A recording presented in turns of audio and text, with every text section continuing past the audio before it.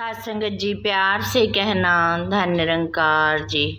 साथ संगत जी, दासी आज आपके सामने एक ऐसी विचार लेकर आई है जिसमें प्यारी साथ संगत जी सबको पता चल जाएगा कि कैसे सतगुरु की सेवा हमें कैसे प्रफुल्लित कर सकती है, कैसे हमारे घर के खजाने भर सकती है, कैसे हमारे घर को आनंदमय बना सकती है।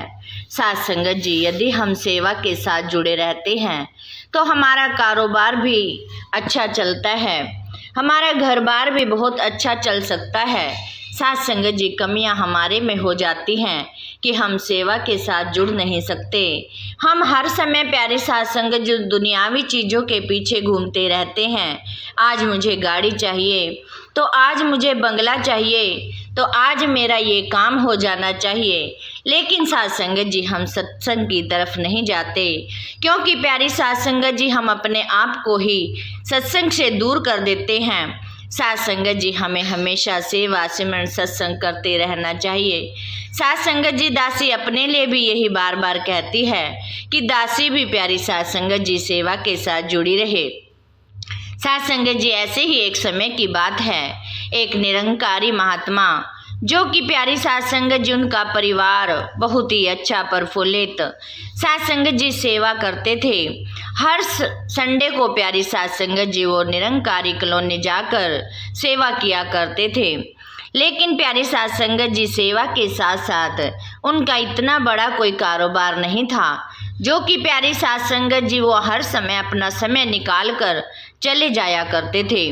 लेकिन साथ संगत जी, हमें यदि सद्गुरु इतना दे दे कि हम बहुत ज़्यादा प्रफुल्लित हो जाएं, बहुत बड़ा कारोबार हो जाए, तो हमें निरंकार को नहीं छोड़ना चाहिए। हमें साथ संगत जी हमेशा जुड़े रहना चाहिए। ऐसे ही उन महात्मा की बात हुई। साथ संगत जी जैसे जैसे उन्होंने सेवा की, बड़े ही दिल से की। साथ संगत जी हर समय उनको सेवा में जैसे ही शनिवार आता उनका ध्यान रहता था कि कल तो संडे है, हमने बाबा जी की कोठी पर सेवा जाकर करनी है। लेकिन साथ संगत जी जैसे जैसे उनका कारोबार बढ़ता चला गया, एक से दिन दो दुगनी रात चौगनी होती चली गई। साथ संगत जी बहुत ही आनंदमय परिवार हो गया। एक दुकान थी, उससे की बजाय दो दुकानें हो गई, 2 से 3 हो गई, 3 से 4 हो गई। साथ संगत जी उनकी 4 दुकानें बन गई। साथ संगत जी जैसे फिर भी प्यारी साथ संगत जी महात्मा जी को जब टाइम नहीं मिलता था तो उन्होंने हफ्ते की बजाय 15 दिन में जाना शुरू किया, उसके बाद महीने में जाना शुरू किया। प्यारी साथ संगत जी वो सेवा से वंचित होते चले गए, साथ संगत जी सेवा से दूर होते चले गए, क्योंकि प्यारी साथ संगत जी 4 दुकानें हो चुकी थी। वहाँ पर भी टाइम देना होता था, हर तरफ ध्यान रखना होता था। टाइम की कमी के कारण वो सेवा से वंचित हो गए। लेकिन प्यारी साथ संगत जी, ये हमारी कमियां हैं कि हम जिस हमें निरंकार ने दिया है, हम उस निरंकार को ही भूल बैठते हैं, हम दूरियां बना लेते हैं।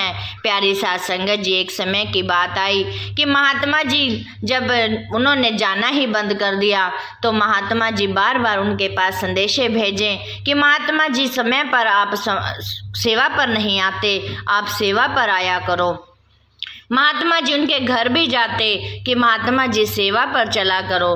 लेकिन साथ संगत जी महात्मा जी हर समय यही कहते कि मेरे को टाइम ही नहीं मिलता, महात्मा जी आप ही बताओ मैं कैसे ये कारोबार इतना बड़ा फैल गया है, मैं इसको कैसे छोड़कर जा सकता हूँ। प्यारी साथ संगत जी ऐसे ही जब एक बार प्यारी साथ संगत जी मंडल से ही उनके पास चिट्ठी पहुँच गई कि महात्मा जी आपने इस दिन सेवा में जाना है। साथ संगत जी बहन जी ने बहुत कोशिश की, महात्मा जी को कहा कि महात्मा जी कल तो वहाँ पर सेवा है और मंडल से संदेशा आया है, मुझे संगत पर जरूर जाना है, मुझे सेवा पर जरूर जाना है। लेकिन साथ संगत जी महात्मा जी ने कहा कि तुम्हें तो पता है तुमने कल वो दुकान संभालनी है, तूने वहाँ पर बैठना है। प्यारी साथ संगत जी वो बहन जी नहीं गई। लेकिन साथ संगत जी उन बहन जी के मन में बहुत ही तड़प थी कि मैं सेवा पर नहीं जा पा रही हूँ। साथ संगत जी उनका मन नहीं लगा काम में। साथ संगत जी वो बहुत परेशान हुई।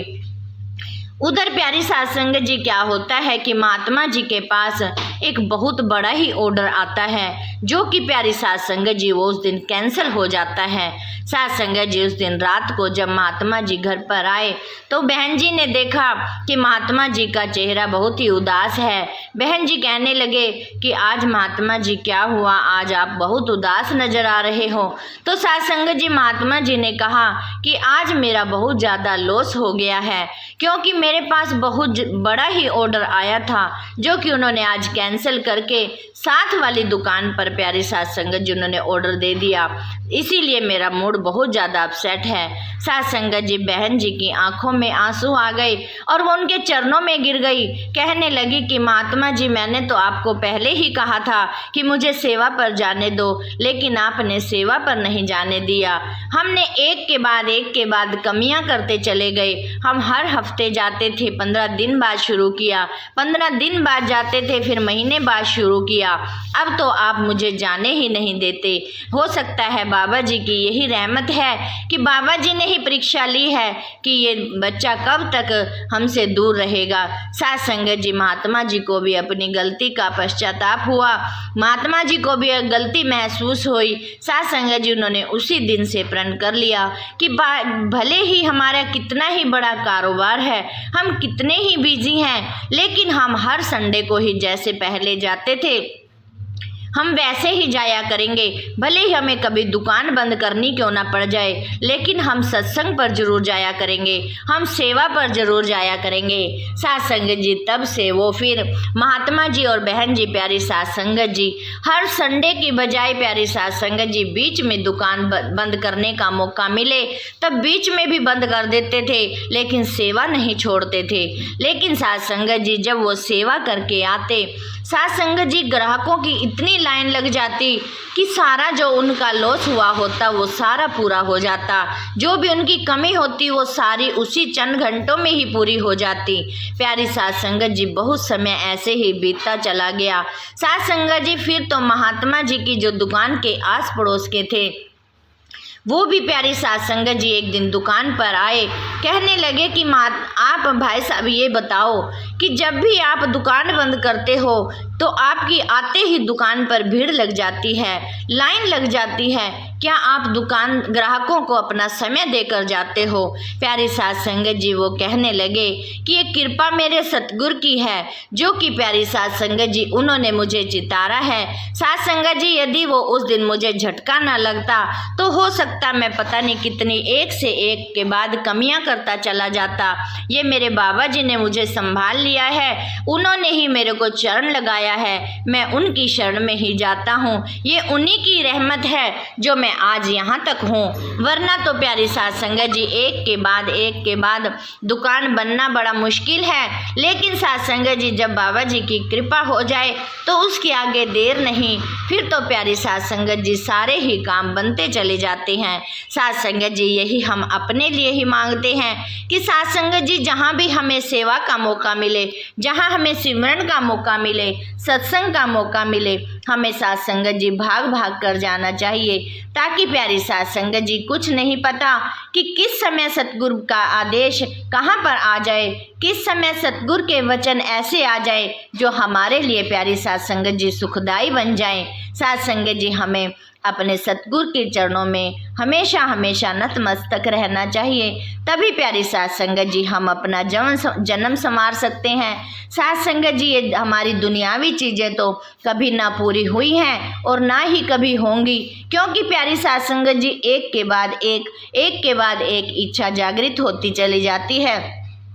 हमें यदि प्यारी सास संगत जी साइकिल मिली है तो हम स्कूटी का, बाइक का प्यारी सास संगत जी सोच लेते हैं, बाइक सतगुरु ने दे दी तो हम गाड़ियों का सोच लेते हैं। प्यारी सास संगत जी ये इंसान की इच्छाएं कभी पूरी ही नहीं होती। सास संगत जी हमें समय रहते अपने आप को संवारना है, अपने सतगुरु के साथ लगाना है। यही प्यारी सास संगत जी दासी की भी मांग है। दासी को भी प्यारी सास संगत जी यही सुमत बख्शना, रहमत बख्शना, ताकि प्यारी सास संगत जी दासी भी सेवा सिमरन सत्संग करते हुए अंतिम तौर तक निभ जाए। सास संगत जी दासी इन वचनों से आपसे क्षमा चाहेगी। जो भी प्यारी सास संगत संगत जी दासी से गलतियां हो जाती हैं। साथ संगत जी आप कमेंट बॉक्स में ज़रूर मुझे चितारें ताकि प्यारी साथ संगत जी दासी भी अपनी हर कमी को पूरा कर सके और प्यारी साथ संगत जी आप जी का आशीर्वाद ले सके। साथ संगत जी दासी के चैनल को सब्सक्राइब जरूर करें, लाइक जरूर करें और शेयर भी जरूर किया करें ताकि साथ संगत जी दासी की आवाज़ हर महात्मा तक पहुंच सके। साथ संगत जी ये सेवा दल के लिए एक संदेश था। साथ संगत जी प्यार से कहना, धन्य निरंकार जी।